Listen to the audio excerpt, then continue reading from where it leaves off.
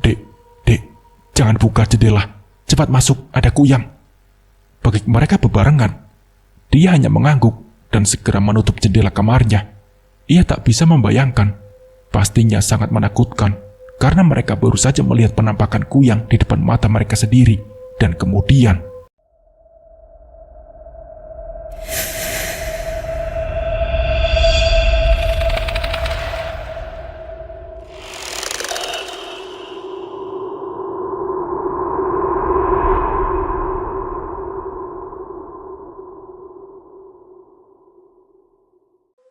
Dia meluru di lantai. Perasaannya kian tak karuan.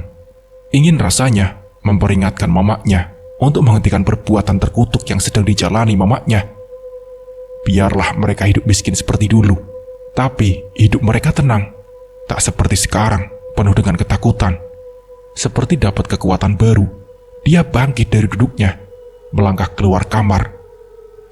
Saat ia keluar kamar, ia mendengar desis kesakitan dari dalam kamar. Dengan tangan gemetar, dia menekan knop pintu, dan pintu akhirnya terbuka perlahan. Tangannya meraba, mencari saklar untuk menyalakan lampu di kamar mamaknya, sembari mengatur napasnya agar bisa kembali normal. Degupan jantungnya yang keras seolah jadi pertanda betapa ia sangat ketakutan. Di tengah kegelapan, indera pendengarannya seperti mendengar bunyi dengungan lebah, amat dekat dan membuat nyalinya semakin ciut. Saklar ketemu dan ingin membuang waktu. Dia menekan benda yang berfungsi untuk menghidupkan lampu itu. Tubuh dia gemetar hebat. Rasanya ia ingin tumbang saat itu juga. Betapa mengerikan wujud mamak yang dikasihnya selama ini. Kepala terbang rendah dengan jeroan yang menjuntai. Usus, hati, dan semua yang ada dalam tubuhnya melayang dengan kepala yang rambutnya berantakan. Mata merah menyala dengan gigi runcing yang mencuat keluar. Telinganya besar, hampir sebesar kepala, mengepak kencang. Dia meluru di lantai. Kedua tangannya membekap mulut dan tangisnya pecah. Dengan mata kepalanya sendiri, ia melihat mamaknya yang sudah berubah menjadi kuyang, kini terbang mendekati tubuhnya. Setelah terbang berputar-putar, jeroan itu perlahan masuk kembali ke dalam tubuhnya, dan tiba-tiba suasana menjadi hening. Hanya terdengar isakan tangis dia yang tertahan. Sekitar setengah jam, suasana masih hening. Kaki dan tubuh dia yang bergetar, susah untuk ia gerakan. Ia sungguh ketakutan. Rasanya jantung dia ingin terlontar keluar saat kepala mamaknya yang tertunduk perlahan mulai tegak dan menatap mata anaknya tajam. Dia! Suara mamaknya terdengar parah dan bergetar seperti menahan amarah. Dia menatap mamaknya takut dan menutup mulutnya dengan kedua tangan. Ia pasrah atas apa yang akan diperbuat oleh mamaknya. Dengan tangis yang berderai, dia menunduk dan menghindari tatapan tajam mamaknya yang bagai ingin memangsa. "Kau, apa yang kau lakukan di kamar mama? Dengar kata mama. Jangan masuk ke kamar mama," sentaknya. Dia semakin meringkuk ketakutan. Emosi Diana yang berapi-api berubah menjadi rasa iba yang begitu menyayat hati. Dia, rintinya. Sungguh seberapapun marahnya seorang ibu kepada anaknya, tentu itu tak akan bertahan lama. "Dia, sini nak, maafin mama." Diana dengan sayang merengkuh dia yang masih sesekukan. Dalam pelukannya, dia mengusap air matanya yang merembes keluar. Ia tak ingin mamaknya lebih terluka dari ini. Ia harus tegar dan bisa menerima mamaknya apa adanya. Ia hanya perlu menuntun mamaknya ke jalan yang lurus dan meninggalkan ilmu kuyang yang kini membelenggu dirinya. Dia mengurai pelukannya. Tangan kecilnya yang mulai membesar mengusap lembut pipi mamaknya. Ia tak ingin ada air mata di antara mereka. Ini semua harus dihentikan. "Mak, bisakah mamak berhenti jadi kuyang? Dia mohon, mak, mohon." Tatap dia penuh harap. "Tak bisa sekarang, nak, tak bisa." Diana melangkah pelan menjauhi dia. "Kamu tak tahu, nak, sekeras apapun mama untuk menanggalkan ilmu ini, mama tidak mampu." Bibir Diana bergetar, tangisnya pun pecah. "Mak, kita cari solusinya, mak." Dia pun akhirnya ikut menangis. Tanpa mereka sadari, Dila yang sedari tadi tertidur nyenyak menjadi terbangun karena mendengar keributan dari kamar mamanya. Gadis kecil itu kemudian bangun dan melangkah perlahan ke kamar mamanya. Tanpa sengaja, ia mendengar mama dan kakaknya menyebut kata kuyang. "Kuyang itu apa, Kak?" tanyanya kepada dia yang saat itu masih sesekukan. "Adik." Dila menatap dalam mata kakaknya. Gadis itu melihat tangis di sana. Kakak kenapa menangis?" tanya Dila. Ia mendekat dan duduk di samping kakaknya. "Nggak apa-apa, Dek. Bubuk lagi yuk sama kakak." Dia beranjak dan menarik pelan tangan Dila. Gadis kecil itu menuruti perintah kakaknya. Sebelum keluar dari kamar mamanya, dia sempat melirik. Tapi mamanya berpura-pura tak tahu. Sedikit menghela napas yang cukup dalam, dia akhirnya menata hatinya. Kejadian malam yang sangat mengerikan, di mana ia melihat dengan jelas wujud mengerikan mamanya. Matahari kian terik membakar kulit. Diana sejak tadi tak jua ingin keluar kamar. Ia tetap mengurung diri. Tubuhnya semua terasa sakit, haus yang teramat sangat. Ia yakin semua itu adalah efek dari minyak kuyang yang ia konsumsi. Kemudian, ia memutuskan untuk tidak mencari mangsa. Apalagi ia tahu Saras sudah tahu siapa dirinya. Jangankan untuk mencari mangsa baru, untuk keluar rumah pun ia takut. Kejadian tadi malam, di mana ia melihat dengan jelas warga yang membantu Bu Wingsi, wanita yang membantu dirinya untuk menjadi kuyang. Begitu mengerikan dan sangat tidak manusiawi. Diana menarik selimut. Ia meneguk air berulang kali, berharap bisa membasahi tenggorokannya yang terasa amat kering. Jangankan hilang, yang ada malah ia semakin haus, seperti berada di gurun yang gersang. Tubuhnya bagai terbakar, panas menjalari, gatal dan juga sakit, benar-benar menyiksa. Di luar, terdengar ramai suara orang berbincang. Suaranya besar, tapi tak jelas apa yang mereka ucapkan. Jangankan untuk tahu, rasa takut Diana membuatnya enggan untuk keluar atau bersosialisasi dengan warga sekitar. Mereka pasti curiga, karena malam itu mereka hampir saja menangkapnya. Namun lama-lama, perasaan penasarannya tak mampu ia bendung. Ia kemudian turun dari ranjang dan berjalan ke arah jendela kamar, mendengarkan lebih jelas dengan menempelkan telinganya di dinding. Dan benar saja, suaranya terdengar jelas.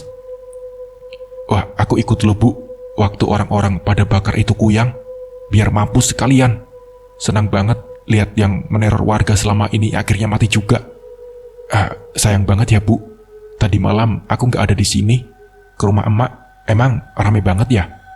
"Iya, ramai banget, Bu. Warga ramai-ramai gotong itu badan tanpa kepala, dilempar begitu saja ke api unggun." "Wah, itu kuyang nggak ngelawan, Bu?" Tidak, Bu. Mungkin salah satu dari warga ada yang punya penangkalnya." "Apa? Penangkal? Apa, Bu?" "Dengar-dengar sih, bulu landak dan kayu pahlawan. Cuman itu kayu susah didapat, bawang-bawangnya juga. Serem banget ya. Mudah-mudahan gak ada lagi deh kuyang di daerah kita ini." Kemudian, terdengar derap langkah kaki menjauhi rumah Diana. Ibu muda yang cantik itu mengelus dadanya. Mendengar cerita mereka seolah memutar kembali memori menyeramkan yang terjadi semalam. Jika banyak orang tahu tentang pantangannya, posisinya akan semakin terjepit. Lantas bagaimana ia bisa mencari mangsa? Wajah Diana tampak pucat, seiring langkahnya yang mondar-mandir di sekitar rumah. Rasa dahaga kian menyerang kerongkongannya, membuat wanita yang mendekati Parubaya itu gelisah. Dia yang menatap mamanya yang tampak gusar itu perlahan mendekat. Mama kenapa?" tanya gadis yang beranjak dewasa itu. Sorot matanya begitu khawatir melihat mamanya yang pucat dan seperti dalam kebimbangan. "Sini, Nak. Mama mau bicara," ujarnya, seraya melambai ke arah dia yang masih berdiri mematung di tempat. Jujur, ia masih takut setelah melihat wujud asli mamanya tadi malam. "Sudah, gak usah takut. Mama gak akan menyakiti kamu." Diana berusaha untuk membuat dia percaya. Iya, tak mungkin ia menyakiti anak yang amat ia kasihi. "Mama, minta maaf. Mama seperti ini bukan mau Mama. Semua ini berawal dari sakit hati pada bapakmu. Mama memang menjadikan Madu bapakmu dan calon adikmu itu sebagai tumbal. Itu semua demi mewujudkan semua yang Mama impikan. Demi kalian juga. Semburat kesedihan nampak di manik hitam matanya. Berkaca-kaca dan air mata mulai tumpah. Tapi Mak, ucap dia, izinkan Mama sekali lagi untuk bisa membalaskan dendam Mama. Mohonnya. Dia bergeming. Namun sejurus kemudian ia bangkit, dan entah keberanian dari mana, gadis itu menggeleng kuat. Dendam tak akan membuat jiwa Mama tenang. Ayo Mak, sebelum semua tahu siapa Mama sebenarnya, kita pergi dari sini. Belum sempat menjawab, dari luar terdengar suara orang ramai menuju ke rumah Diana. Jantung Diana bertalu-talu. Perasaan takut menyelimuti hatinya. Mak, kok ramai orang di luar? Ada apa? Dia yang awalnya takut malah mepet mendekati mamanya. Diana, keluar kamu Diana. Jangan bersembunyi di dalam. Teriakan dan gedoran di dalam rumah membuat Diana dan dia ketakutan dan saling pandang. Ada apa, Mak? Kenapa orang-orang mendatangi rumah kita? Apa mereka tahu tentang Mama? Diana, buka Diana. Tunggu, itu seperti suara Saras. Ngapain dia di rumah kita? Mak, jangan keluar Mak. Dia menarik tangan maknya saat wanita berwajah pucat itu hendak melangkah. Biar dia. Mama harus menemui orang di luar. Mama tidak. Kalian yang kena batunya. Diana melepas tangan anaknya. Mak. Diana tetap melangkah meninggalkan dia, seolah tak peduli dengan panggilan anaknya. Sedangkan dia saat ini ingin mengikuti langkah mamanya. Dila datang menghampiri sembari mengucek matanya. Bocah kecil itu terbangun saat mendengar ribut-ribut di luar rumahnya. Ada apa di luar, Kak? Ribut sekali, protes Dila. Dia meletakkan jari telunjuknya di bibir. Ia lalu menarik pelan tangan mungil adiknya, mengajaknya ikut melihat mamanya yang kini bersiap membuka pintu depan rumahnya. Iya, ada apa kalian ramai-ramai mendatangi rumah saya? Tanya Diana saat ia membuka pintu rumahnya lebar-lebar. Dia ini Kuyang, ibu-ibu, bapak-bapak, seru seorang wanita yang datang dari kerumunan. Sorot matanya tajam, penuh amarah. Diana mencari si pemilik suara. Benar yang ia pikirkan, suara itu milik Saraswati, istri muda suaminya. Tante Saras, ngapain di sini? Tanya dia saat melihat Saras mendekat. Tante, aku bukan tantemu. Semenjak mamamu merenggut anakku, aku sudah tak menganggap kalian anak sambungku lagi. Seru Saras dengan garang. Ayo semua, usir wanita ini. Aku saksi kalau dia memang seorang Kuyang. Sarah berusaha memprovokasi warga sekitar, sehingga warga pun ikut emosi dan beramai-ramai berteriak untuk mengusir Diana. Seorang pelakor, tetaplah pelakor, pandai bersandiwara demi mewujudkan impian. Apa kalian percaya pada mulut manis wanita yang merebut suami kalian? Wanita ini sudah merebut suamiku, membiarkan anak-anakku kelaparan dan hilang kasih sayang dari bapaknya, membuat istri kesepian dan menangis setiap malam. Apa masih kurang penderitaan yang kau berikan untuk aku dan kedua anakku? Tangis Diana pun pecah. Tanpa kau bersusah payah memfitnahku, aku akan membawa kedua anakku pergi dari sini. Dengan suara bergetar, Diana menunjuk Saras yang diam terpaku di tempat. Warga itu terdiam, sampai akhirnya Damar datang entah dari mana. Saras, ngapain kamu di sini? Saras yang ditanya mematung, tak berani menjawab. Diana, kini pandangannya jatuh pada wajah Diana yang berdiri tak jauh darinya. Diana bergeming saat kedua anaknya mencengkeram tangannya erat. Ia bagai mendapat kekuatan lebih untuk melawan. Kau ingat Bang Damar, mulai saat ini aku dan kedua anakku akan pergi dari hidupmu, dan semua orang-orang di sini tak perlu takut karena aku tak akan mengganggu. Kau jangan cari aku lagi. Berbahagialah bersama istri mudamu yang kau banggakan itu. Karena berkat dirinya, aku dan kedua anakku terusir dari rumahku sendiri. Damar melepas tangan Saras saat wanita muda itu hendak menghalangi langkah kakinya mendekati istri tuanya. Tapi belum sempat Damar mendekat, Diana menarik kedua anaknya masuk ke dalam rumah dan menguncinya rapat. Brek! Diana, dengarkan abang dulu Diana. Dila, buka pintunya. Bapak sayang kalian. Diana bergeming, lalu menatap kedua anaknya yang bingung mau berbuat apa. Kita pergi, Nak. Tempat kita bukan di sini, serunya. Kita mau kemana, Mak? Kita pulang ke rumah nenek di kampung. Diana tersenyum getir, menatap dua pasang bola mata bocah di hadapannya. Kilat kesedihan terpancar jelas di matanya, membuat dia menghela napas pelan.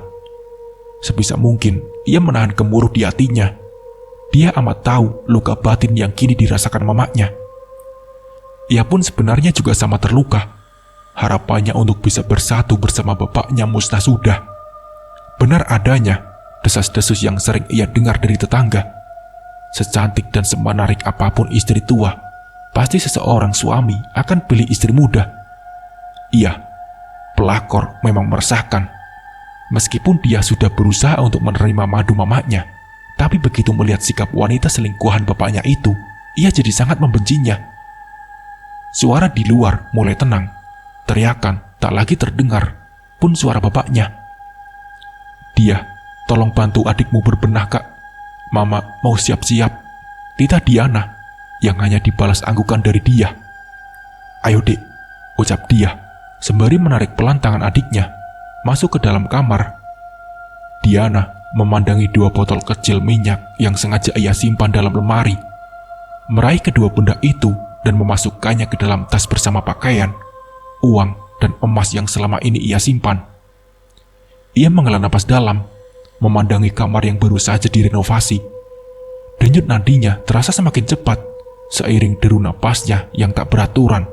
Sesak, wanita itu terluka batin teramat dalam. Ia sempat melempar foto pernikahan yang mengingatkannya pada sosok Damar, suaminya.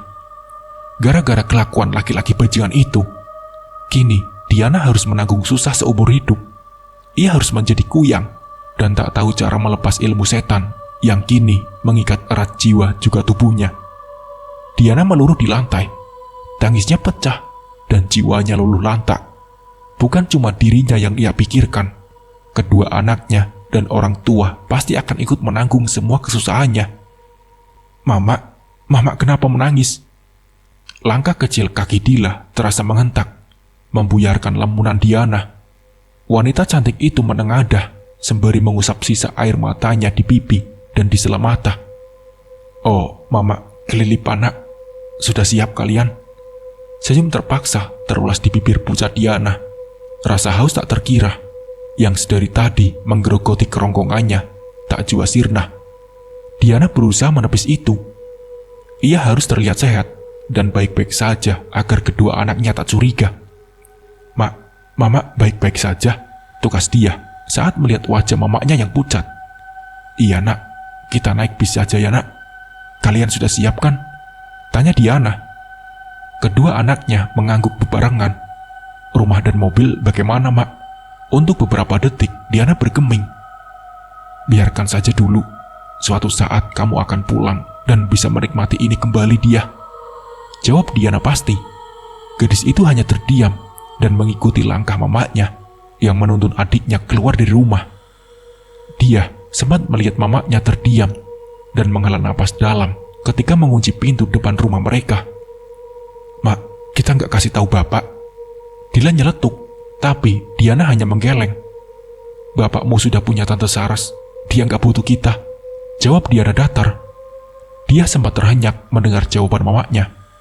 Namun ia segera tersadar, karena wajar mamanya itu kecewa pada perlakuan bapaknya yang lebih mementingkan istri mudanya dibanding mereka semua anak istrinya.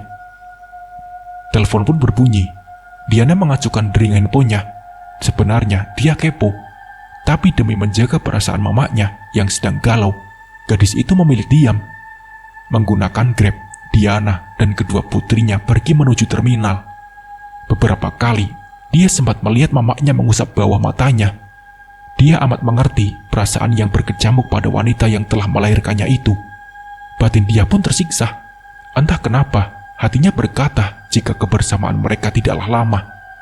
Meski dia berusaha menepis semua kata hatinya, tetap saja perasaan Gunda itu berkecamuk kian dahsyat. Sampai di terminal, Diana dan kedua anaknya turun. Ia kemudian menuju loket dan membeli 3 tiket yang sama untuk satu tujuan, Jawa Tengah. Ia akan kembali ke tanah kelahirannya. Selama ini, Diana memendam rindu pada kedua orang tuanya. Sudah 7 tahun ini ia tak pulang, hanya bertanya kabar dan mengirim uang. Itu pun tanpa sepengetahuan suaminya. Diana harus pandai membagi hasil jualannya. Meski menunggu cukup lama, Diana berusaha selalu riang demi kedua anaknya. Meski sesekali meringis karena rasa hausnya tak kunjung sirna, dia yang memperhatikan tingkah laku mamanya semakin gusar. Ia amat mengerti saat ini mamanya sedang kesakitan. Apa ini hubungannya dengan ilmu hitam yang dianut mamanya? Waktu keberangkatan akhirnya tiba. Dila yang tak tahu apa-apa tampak senang ketika naik dan masuk ke dalam kendaraan besar yang memuat banyak orang itu. Dia hanya tersenyum simpul mendengar ucapan adiknya. Sementara Diana nampak semakin susah payah dan gelisah. Berulang kali ia meneguk air dalam botol mineralnya. Tapi rasa haus kian menyerangnya. Saat ia sudah berada dalam bis, tiba-tiba ia merasa lehernya seperti tersayat-sayat. Rasa sakit yang teramat sangat ia rasakan saat ini. Apalagi tak jauh dari tempat duduknya, tercium wangi darah yang semerbak. Ia amat ingin sekali menghisap dan menikmati darah amis yang bukan hanya karena ibu hamil, tapi bau darah menstruasi. Namun itu tak ia lakukan karena sudah berjanji. Ia tak akan mau menjadi kuyang lagi.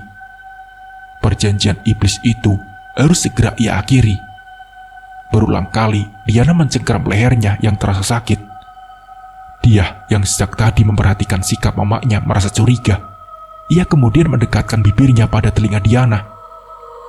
"Mama pasti kehausan ya, gara-gara belum dapat mangsa. Iya kan, Mak?" bisiknya. "Iya, tapi dia jangan takut.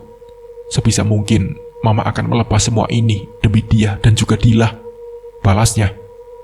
Dia pun tersenyum lebar mendengar ucapan mamanya. "Bener ya, Mak, dia tak mengapa hidup miskin. Yang penting kita bisa hidup bahagia seperti dulu, Mak." Dia memeluk tubuh mamanya. Ada yang mendesak keluar di sudut matanya. Matanya berkaca-kaca. Rasa hangat itu mengalir ke seluruh bagian tubuhnya. Haru dan bahagia hingga membuat dadanya sesak menahan semua rasa. Diana tak pelak ikut terhanyut dalam suasana haru yang kian terasa. Pipinya pun banjir dengan air mata yang meluruh tanpa ampun. Ia tak menyangka gadis ciliknya kini sudah beranjak dewasa, sudah bisa membedakan apa yang baik dan buruk untuknya. Rasa bersalah kian menyergap jiwanya. Bagaimana bisa ia terjerumus pada perbuatan buruk dan bersekutu dengan iblis seperti ini? Hanya karena terasuki bisikan setan yang ingin membalas dendam pada berebut suaminya. "Mama, Kakak." Tangan mungil Dila menarik ujung pakaian kedua wanita yang kini sedang terseduh. Gadis cilik itu bingung apa yang membuat kedua orang di sampingnya itu berurai air mata. Diana menyeka sisa air matanya. Ia tersadar jika Dila ada di antara mereka, dan gadis ciliknya itu tentu tak mengerti apa yang kini ia alami. "Gak apa-apa, Nak. Mama cuma kelilipan," bohongnya. Senyum disunggingkan agar Dila tak curiga. "Kakak juga, Mak." Dila melempar pandangannya ke arah dia, yang juga sibuk menyeka air matanya. Gadis berparas ayu itu mengangguk. Diana kemudian menarik Dila untuk duduk di pangkuannya, mengajaknya berbincang sembari menikmati pemandangan indah yang terhampar di sepanjang jalan. Ia ingin memulai hidupnya, hidup baru dan terlepas dari semua jeratan cinta dan juga setan. Damar mondar-mandir di depan pintu UGD. Sejak semalam, Saras merintih kesakitan. Entah apa yang terjadi dengan perutnya. Hingga tengah malam istri mudanya itu mengeluarkan banyak darah. Bukannya berdoa dan beristighfar, wanita yang usianya terpaut jauh dari dirinya itu meracau dan mengumpati Diana, istri tuanya, yang disinyalir menjadi penyebab semua rasa sakitnya. Diana dituduh melayangkan santet karena ia menjadi penyebab terusirnya Diana dari kediamannya. "Ini semua pasti ulah istri tuamu itu, dasar kuyang," umpatnya di sela isak tangis menahan sakitnya. Damar tak kuasa membungkam mulutnya. Berulang kali ia membela istri tuanya. Tak mungkin. Tak mungkin Diana sejahat itu. Kau yang terlalu berpikiran buruk hingga menuduhnya sebagai kuyang. Apa buktimu? Aku melihat secara langsung. Makhluk mengerikan itu melayang tepat di atas kepalaku sebelum ia menyedot habis darah bayiku. Tangisnya semakin tumpah ruah. Sesekali ia meringis dan menahan perutnya. Sungguh, Saras berada dalam kesakitan. Pandailah kau berbohong, Saras. Niatmu hanya ingin menyingkirkan keluargaku, kan? Jujur, aku menyesal sudah menikah denganmu. Padahal ku tahu, aku sangat cinta mereka, keluargaku. Damar terhanyut pada nestapa. Ia melangkah mundur dan menggigit bibirnya. Tangisnya pun pecah bertatapan dengan tubuhnya yang lunglai dan jatuh di lantai. Kau ini sialan. Saras melempar vas bunga yang hampir saja mengenai kepala Damar. Lelaki itu terdiam di tempat, tak hendak melawan. Saat ini, ia hanya kepikiran tentang nasib orang-orang yang ia cintai. Damar tidak tahu perginya Diana juga anak-anaknya. Serpian kaca dari vas bunga beberapa mengenai wajahnya hingga membuat luka tepat di keningnya. Walau sedikit, darah tetap mengalir. Damar masih bergeming. Rasa perih di keningnya tak sebanding dengan luka menganga di hatinya. Bertepatan dengan kumandang azan terdengar mendayu di masjid, suara jeritan Saras terdengar amat menyayat hati. Wanita bertubuh molek itu terguling-guling di ranjangnya. Kedua kakinya menekuk seolah menahan sakit yang teramat sangat. Daster kuningnya tersibak begitu saja. Damar yang saat itu bangkit menganga melihat darah yang mengalir di antara kedua paha putih mulusnya. Lolongan kesakitan membuat Saras seperti orang gila. Umpatan demi umpatan keluar dari bibir saksinya. Ayo, sekarang juga kita ke rumah sakit, Ras. Damar dengan cekatan mengangkat tubuh lemah yang masih meraung sakitan. Saras mengalungkan tangannya di leher suaminya. Ini pasti ulah Diana. Dia ingin menjadikanku tumbal. Sudah. Sakit-sakit begini masih bisa ngomongin orang. Damar begitu cepat membawa Saras yang kini sudah berada di samping motornya. Sembari terduduk, Saras masih memegang perutnya. Rintihan kian keras hingga membuat Damar dilanda kepanikan. Motor yang semula melaju pelan bergerak hingga kencang. Beberapa kali mengalami hentakan hingga membuat Saras meraung kesakitan. Setengah jam perjalanan menuju rumah sakit, bagai jalan neraka yang dirasakan sakit. Sakit, panas, dan perih bercampur aduk dalam perutnya, membuat istri muda Damar itu tak henti mengucap sumpah serapah. Kuping Damar rasanya amat panas mendengar ocehan Saras yang di luar batas. Malah sesekali dengan sengaja ia melewati jalanan berlubang, membuat wanita di belakangnya itu terpekik dan melupakan sejenak rasa dendamnya. Begitu tiba di rumah sakit, Damar dengan bantuan perawat membawa Saras menggunakan kursi roda. Ia lalu dibawa masuk ke ruangan dan Damar disuruh menunggu di luar. Tak berselang lama, dokter keluar dan mengajak Damar masuk ke ruangannya. Dokter dengan wajah yang tak biasa menatapnya tajam. Istri bapak mengalami kanker rahim. Kemungkinan karena melahirkan kemarin tidak begitu bersih, masih ada yang tertinggal, dan itu menyebabkan infeksi yang berubah menjadi kanker. Ucapan dokter barusan membuat wajah Damar menjadi pias. Apa dok, kanker? Iya pak, dan kankernya sudah mulai menyebar ke bagian lain. Kalau tidak ditangani, takutnya istri bapak tidak bisa tertolong, ungkap pak dokter. Jadi saya harus bagaimana pak? Ucap Damar dengan wajah memelas. Harus segera dioperasi pak, apalagi sudah terjadi pendarahan seperti ini. Biayanya berapa dok? Apa bapak punya BPJS? Damar menggeleng. Dia punya, tapi Saras tidak. Perusahaan tempatnya bekerja hanya mau menanggung BPJS untuk dirinya dan istri sahnya, juga kedua anaknya. Sedangkan Saras tak masuk hitungan. Kalau begitu, bapak harus bayar 15 juta. Apa dok, 15 juta? Tanya Damar. Langit berwarna jingga dengan angin sepoi-sepoi menerpa rambut panjang dua bocah saling menautkan genggaman tangan. Rasa haus kian menerpa kerongkongan Diana, seolah berada di gurun kering. Padahal ia berada di bawah kaki bukit pegunungan yang asri dan berawa sejuk. Dua kakak beradik itu berlarian kecil menuju sebuah gubuk kayu yang masih nampak kokoh. Sebelum masuk, Diana menghela napas dalam, menatap nanar gubuk kayu yang belum sempat ia renovasi. Hatinya berada dalam kebimbangan. Ia ingin rumah umaknya seindah rumahnya di kota, tapi ia tak ingin persekutuannya dengan iblis membawa kemalangan bagi keluarganya. Cukup dia saja. Hatinya saat ini berdegup kencang, tak karuan. Rasa haus yang menderanya. Ia tahu itu adalah dampak dari tak menuruti jiwa kuyang yang berada dalam tubuhnya. Ia hanya ingin menepati janji pada anaknya, dia. Ia tak akan kembali bersekutu dengan iblis, walau ia tahu konsekuensi yang harus ia dapatkan. Semua yang bersekutu dengan iblis pastilah akan menuai karmanya, termasuk ia. Ayo mak, cepat. Suara Dila terdengar menggema dan menyadarkan Diana. Diana tersenyum simpul sembari melangkah mendekati kedua anaknya yang nampak susah, lelah, dan gak sabaran.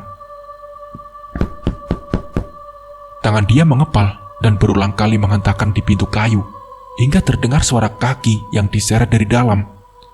Assalamualaikum, Umak. Waalaikumsalam. Siapa? Seraut wajah tua keriput menyembul dari balik pintu, menatap dengan mata yang melebar seolah tak percaya apa yang kini ada di hadapannya. Umak. Dia mengambur ke pelukan umaknya dan tangisnya pun pecah saat itu juga. Diana, ya Allah, Umak kangen nak. Wanita tua rentak itu pun tak mampu menahan rasa sedih di hatinya. Sudut matanya menghangat dan jantungnya berdebar kencang. Nenek, lirih bocah kecil yang saat itu menatapnya sendu. Umak dan Diana saling menatap dan kemudian menjatuhkan pandangannya kepada Dila, bocah kecil di samping Diana. Ini Dila, anakmu yang kecil. Mata sendu itu memindai tatapannya ke arah Diana yang seketika mengangguk. Dia pun mendekat, begitupun juga Dila. Mereka bergantian mencium telapak tangan nenek yang sudah lama tak berjumpa. Ayo masuk, kalian pasti amat lelah. Umak menepi dan menyuruh mereka masuk. Udara di luar terasa semakin dingin dan langit mulai menggelap diiringi sayup-sayup suara azan maghrib di kejauhan.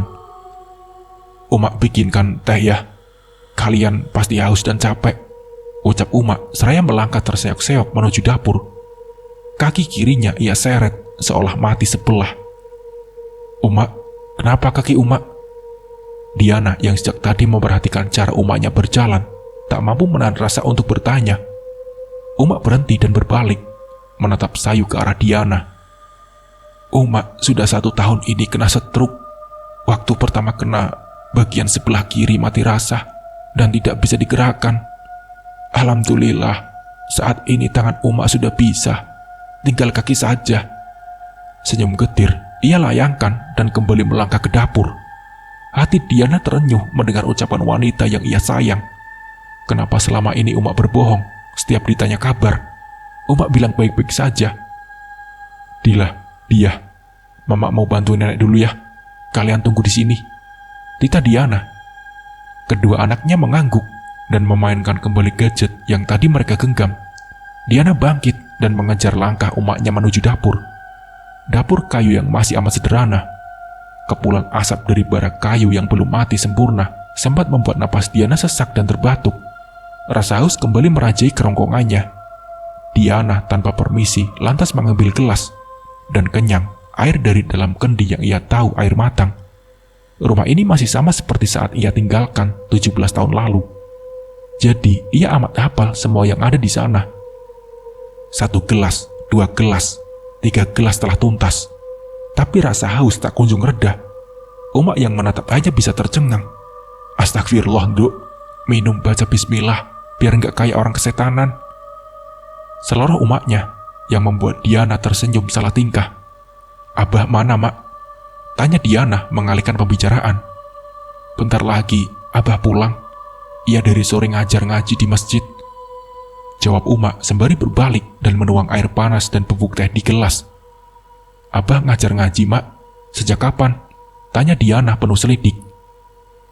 Setaunya, abahnya adalah preman desa yang amat susah jika disuruh pergi ke masjid, apalagi untuk mengajar ngaji. Waktu yang merubah semuanya, Nak. Apalagi kalian jarang berkunjung. Kita sudah cukup makan saja, sudah alhamdulillah. Hidayah datang menyentuh hati abahmu. Mendengar kalian sehat, itu sudah jadi obat rindu untuk kami di sini. apalagi yang ingin kami cari?" Hati Diana remuk, redam, seolah dihantam batu besar yang seketika mematikan. Ucapan Uma seketika menyadarkannya. Terlalu sibuk dengan dunia dan suami brengseknya, ia lupa jika ada tubuh tua yang menunggunya penuh cinta. Sudut matanya tiba-tiba menghangat, napasnya kembali sesak dan kerongkongannya tercekat. Sekuat tenaga, ia menutup mulutnya agar Uma tak mendengar isakannya. Terdengar bunyi sendok aluminium yang beradu dengan gelas, menjadi irama tersendiri di tengah kesepian yang menerkam. "Oh iya, suamimu mana? Kenapa ia tak ikut bersama kalian?" Diana terdiam, sembari menghapus air matanya. Ia berusaha sekuat tenaga untuk bisa menjawab pertanyaan emak. "Damar bersama istri mudanya, Uma."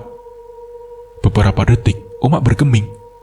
Detik berikutnya, wajah penuh kerutan itu menoleh dengan alis yang terpaut dengan sorot mata tajam bak elang. "Damar menikah lagi? Terus hubungan kalian bagaimana?" Kami akan segera bercerai, Mak," jawab Diana tanpa ragu. Uma yang mendengar hanya bisa menghela napas dalam.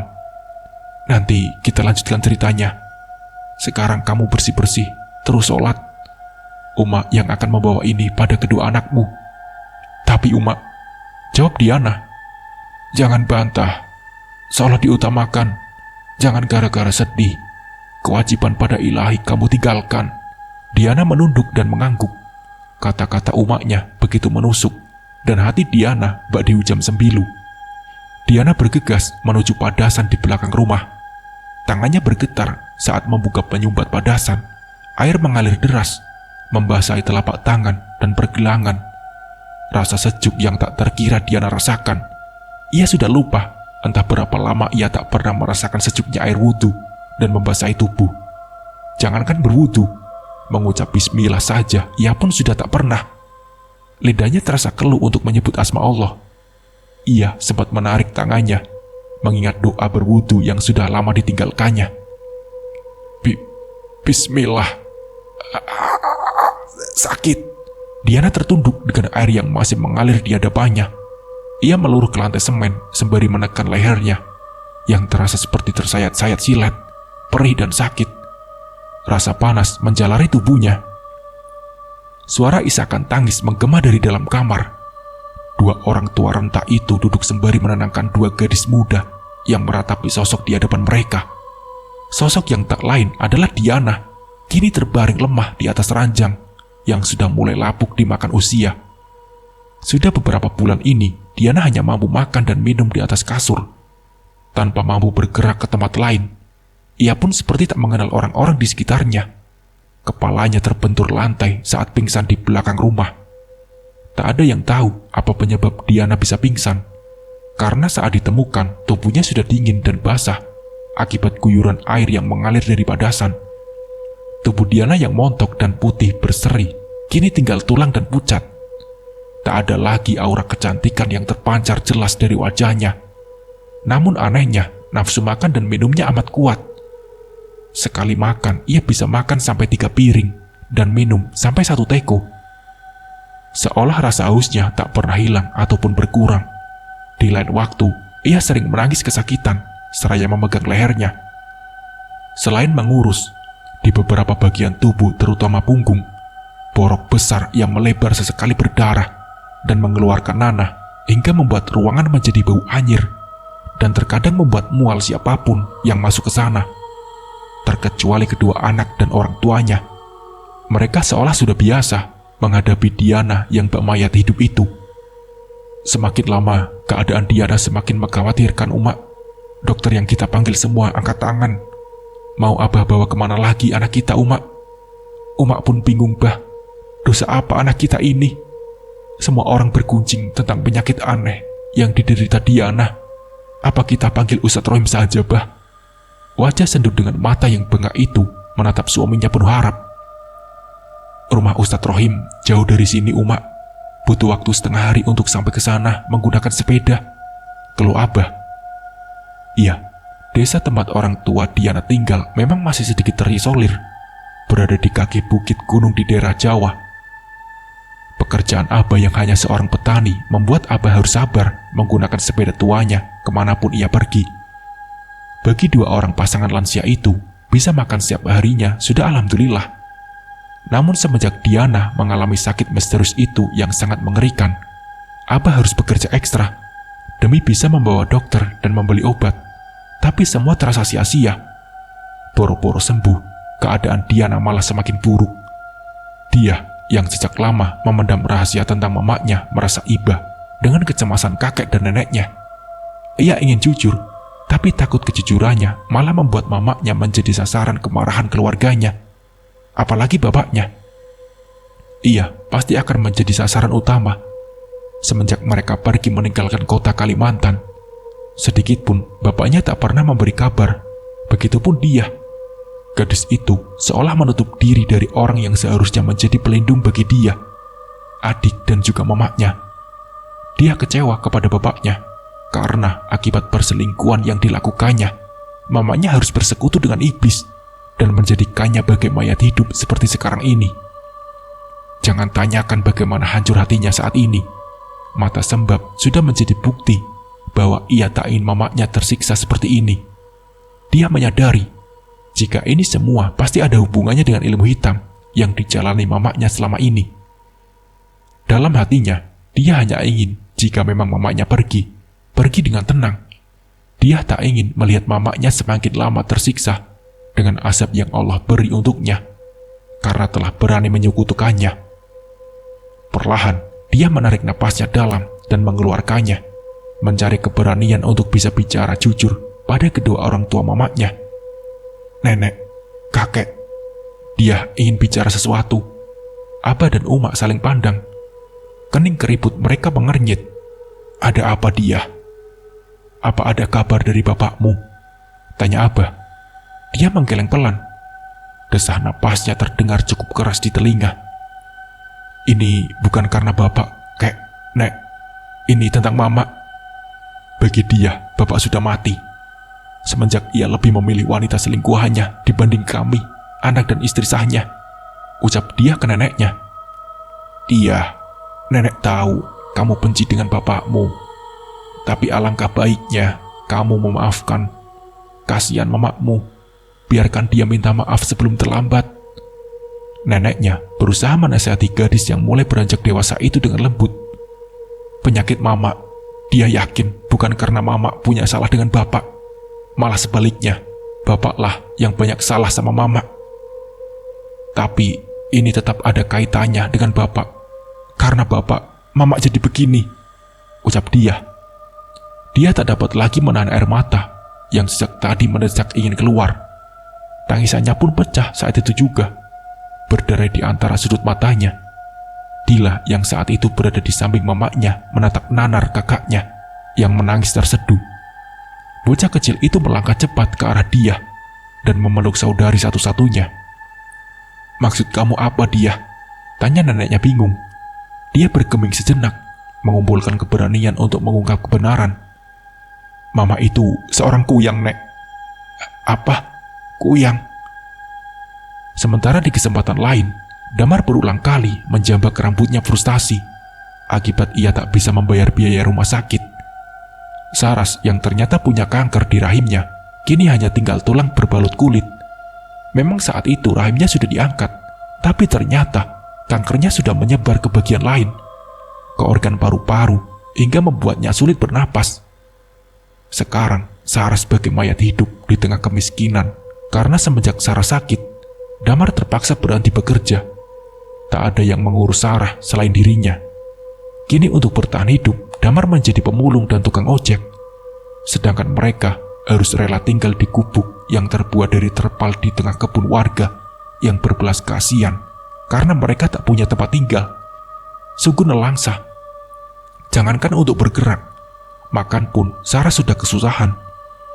Ia hanya bisa makan bubur dan sedikit air untuk bertahan hidup. Hidup Damar berada dalam nestapa, penyesalan yang tiada habisnya. Terkadang ia menangisi dirinya, merindu Diana yang entah di mana.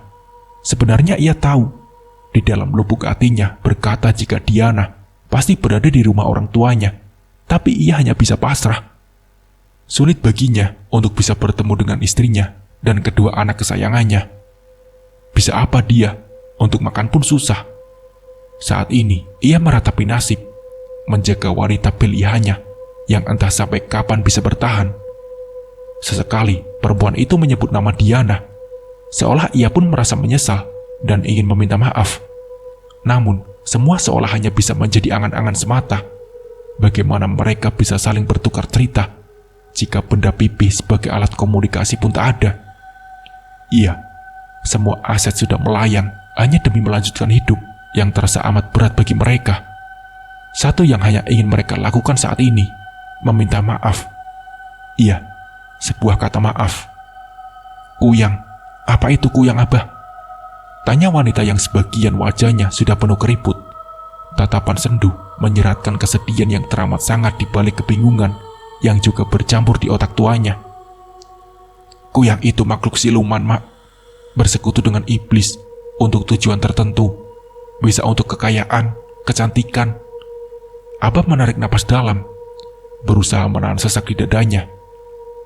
Jadi, intinya anak kita sudah bersekutu dengan iblis, Mak. Makanya Diana kini merasakan akibatnya.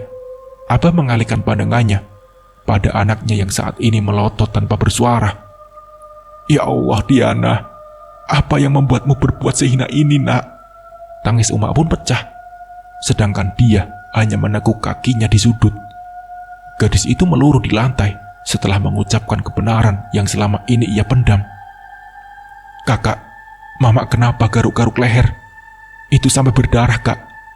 Semua orang yang awalnya terlarut dalam kesedihan langsung tersadar dan menatap Diana yang saat itu tiba-tiba terduduk, menggaruk lehernya dengan kuat, seolah rasa gatalnya yang teramat sangat. Saking kuatnya, darah segar mulai mengucur di antara kulit putihnya. Diana, jangan, Nak. Abah dengan gesit mencengkeram tangan anaknya dengan susah payah. Karena walaupun tubuhnya tinggal tulang berbalut kulit, tenaga Diana ternyata kuat dan mampu membuat orang tua itu bergoyang dan membuat tubuhnya limbung hingga tubuh tua itu terjerembab di lantai. Abah, Abah, teriak Uma seraya bangkit dari duduknya dan melangkah terseok ke arah suaminya yang kini susah payah untuk kembali berdiri. Mama, tangis Dila. Gadis kecil itu hendak mendekat, tapi tangan dia menahannya. Biar kakak yang urus Mama. Dila di sini saja, jangan mendekat, nanti kena cakar Mama. Titah dia pada adiknya.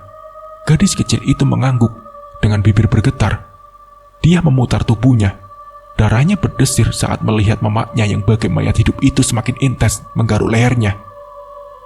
Air. Aku butuh air. Aku haus. Serta merta, dia meraih teko di meja kayu yang ada di samping ranjang rotan milik Diana. Saat dia mengulurkan teko dan gelas, Diana menambai gelas hingga jatuh berkeping di lantai. Ia lebih memilih minum langsung dari teko dan meneguknya tanpa jeda. Lagi, aku butuh air. Lagi, teriaknya garang. Bola matanya membesar dan menatap tajam ke arah dia. Darah mengucur dari lehernya yang sekarang terdapat luka goresan yang cukup besar. Kulit yang terkelupas memperlihatkan daging dan jaringan hingga membuat ngeri siapapun yang memandang. Mama, dia obati dulu lukanya ya. Tangan dia terukur, hendak menyentuh leher wanita yang kini sudah tak ingat padanya. Jangan berani menyentuh tubuhku. Aku butuh minum. Bibir dia bergetar seiring dengan air matanya yang tumpah ruah mengalir di wajah. Dia, biar nenek yang ambilkan. Kamu jaga saja mamamu, tutur Uma dengan alusan di punggung dia. Ia berusaha kuat, meski hatinya amat hancur. Bukan tak khawatir dengan keadaan Diana, tapi anaknya itu sekarang pasti merasakan siksa dunia. Abah akan pergi ke rumah Ustadz Rohim. Keadaan Diana sekarang amat mengkhawatirkan. Abah sudah gak sanggup melihat penderitaan Diana. Kilat kesedihan begitu terpancar dari mata tua Abah. Matanya berkaca-kaca menahan perih di dada, menyesalkan perbuatan Diana yang berani menjerumuskan diri ke jalan iblis. Kamu kuat, Bah. Rumah Ustadz Rohim amat jauh dari rumah. Kamu pun pasti sakit akibat Diana tadi, tutur istri tercintanya dengan menggenggam tangan keriput yang di masa tuanya harus menelan pil kehidupan yang amat pahit rasa. Abah pasti kuat, Uma. Sabarlah dan ikhlaskan Diana jika memang hal terburuk datang. Ini merupakan azab untuknya yang dengan mudah menyekutukan Allah. Desa Abah seraya membelai pucuk kepala istrinya. Wanita berwajah sendu itu menunduk dan mengangguk. Ia menekan dadanya dan terdengar isakan di sana. Yang kuat, Uma, kita masih ada tanggungan 2 cucu kita. Mereka butuh dirimu, juga Abah. Jika bukan kita, siapa lagi yang akan merawat mereka? Kakek, apa tidak sebaiknya kakek pakai uang Mamak saja? Ada di tas kek beserta emas dan sertifikat rumah. Setelah dia yang merasa kasihan dengan kakeknya yang harus pergi dengan menggunakan sepeda. Sedangkan di sana ada tukang ojek, tapi bayarannya memang tak murah. Abah menggeleng pelan.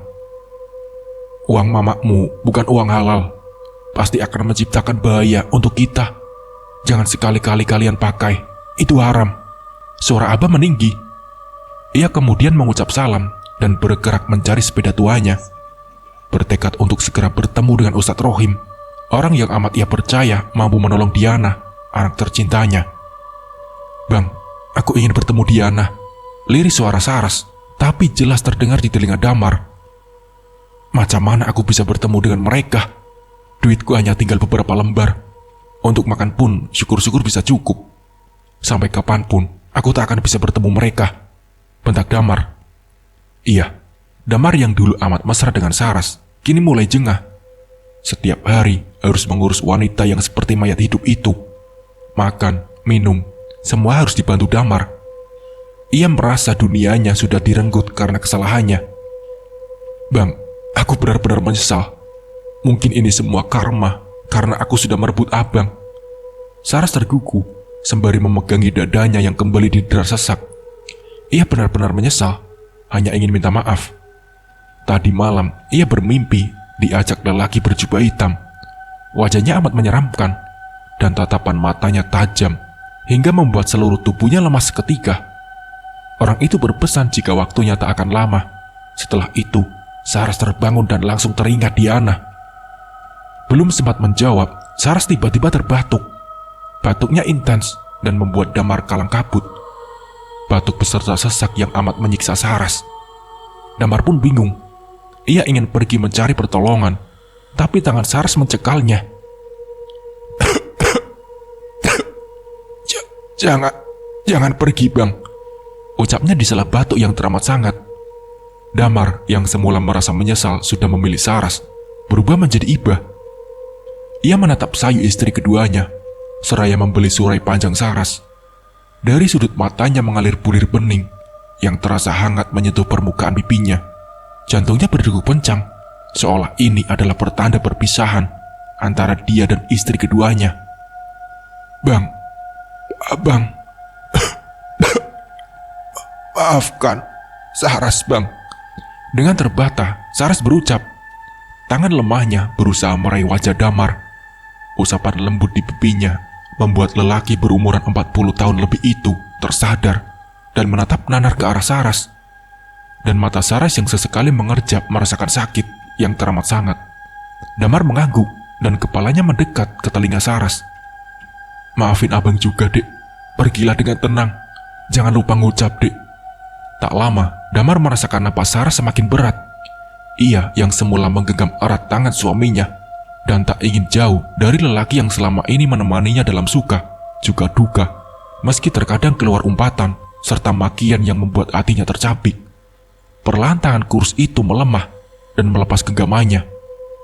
Tak ada tangis, tak ada suara. Yang ada hanya suara napas yang ditarik susah payah dan teramat berat. Damar menatap nanar wanita yang dulu sempat meluluhkan hatinya, hingga rela meninggalkan anak dan istri yang ia cintai. Tubuh cungkring yang hanya kulit berbalut tulang menatap takut ke arah langit-langit kamar. Matanya terbelalak dengan napas satu-satunya. Air mata mengalir deras di kedua sudut matanya, seperti menahan kesedihan dan ketakutan yang teramat sangat. Mulutnya bergerak, tapi tak satu pun kata yang bisa dimengerti. Lirih, teramat lirih. Saras, Saras, Saras. Tangis Damar akhirnya pecah juga. Ia mengira jika Saras adalah kesalahan dan hanya beban untuknya. Hingga terkadang ucapan buruk begitu saja meluncur dari mulutnya. Namun ketika ia melihat bagaimana tersiksanya Saras saat ini, air mata tak mampu lagi ia bendung. Ia meraih tangan wanita yang sudah menemaninya selama 1 tahun belakangan. Namun tangan itu amat lemah, seolah tak ada daya di sana. Saras, Saras, ulang Damar.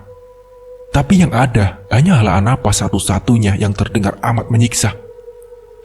La ilaha illallah, lirih Damar. Tapi boro-boro Saras bisa mengikuti, matanya malah semakin membesar dan tubuhnya mengejang, membuat Damar panik dan memanggil-manggil nama istri keduanya berulang kali. Beberapa menit Saras mengalami kejang-kejang dengan mulut yang menganga. Tiba-tiba tubuhnya melemas dan tak bergerak dengan mata dan mulut masih dalam keadaan terbuka. Tubuh Damar meluruh di lantai, lemah dan tak berdaya. Berulang kali ia memeriksa nadi yang sudah tak terasa di lengan Saras. Meyakini bahwa wanitanya sudah tiada, Damar akhirnya bangkit dengan lemah untuk mencari pertolongan warga sekitar. Meski hatinya pedih tak terbilang, ia tetap berusaha untuk membuat Saras tenang di tempat peristirahatannya yang terakhir. Saras kini sudah bahagia menurutnya. Tanggungan di dunia sudah selesai. Kini tinggal dirinya yang harus berjuang, meminta maaf kepada semua orang yang pernah disakitinya, terutama Diana dan kedua anaknya. Setelah pemakaman Saras yang melalui proses yang teramat lama, karena hujan dan petir tiba-tiba hadir saat jenazah akan dibawa ke liang lahat dan keranda yang begitu berat, Damar akhirnya bisa bernapas lega. Kini dirinya melangkah menuju rumah yang ia tempati bersama Diana dan kedua anaknya, mencari tahu ke tetangga perihal kemana perginya Diana. Damar mematung saat matanya dihadapkan dengan pemandangan yang menakutkan di depan mata. Lagi, tubuhnya seketika melemas, tak berdaya, demi melihat rumah yang beberapa bulan lalu masih nampak kokoh dan begitu megah. Kini tinggal puing-puing bekas kebakaran.